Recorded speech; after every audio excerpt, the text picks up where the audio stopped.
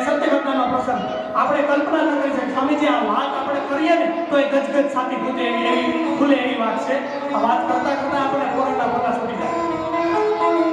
18 November 1962 ના રોજ ભારતની જમીન સપાટીથી 16,000 ફૂટ ઊંચે રીજાંગલા ચેકપોસ્ટ ઉપર ભારતની જમીન સપાટી 16,000 ફૂટ ઊંચે જ્યાં ઉનાળાની અંદર પણ -10 ડિગ્રી -20 ડિગ્રી એવું તાપમાન રહેતું હોય અને એવા તાપમાનમાં ભારતના 120 યુવાનો એ દેશની સરહદનું રક્ષણ કરી રહ્યા હતા. પણ ચારે બાજુથી ચીનની હાહાકાર મચી રહ્યો હતો. ચારે બાજુથી ચીનનો ગોળીબાર થઈ રહ્યો હતો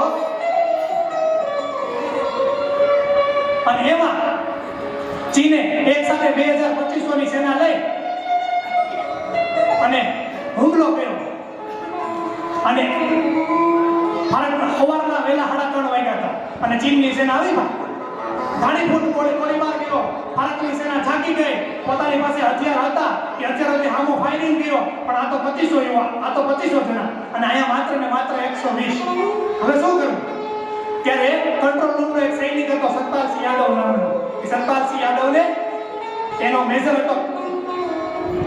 હતો ચેતનસિંહ ભાટી નામનો એક રાજપૂત યુવાન. પણ ધરાવીને ધાનનો નીપજે અને કોળવીને માનું ન હોય. ધરાવીને ધાનનો નીપજે અને કોળવીને માનું ન હોય. ઓલો જેસર જગરો નીપજે જેની માં હોતર બદમણી હોય. આવો યુવાન હતો માતાના ધાવણમાં જ તે દેશભક્તિ લઈને જન્મેલો. પણ કેવા ધાવણમાં? આપણે નાનક દેવી એકાદી ઘડી શિવાજીને યાદ કરી લઈએ કે આગ મારી ઉકેલ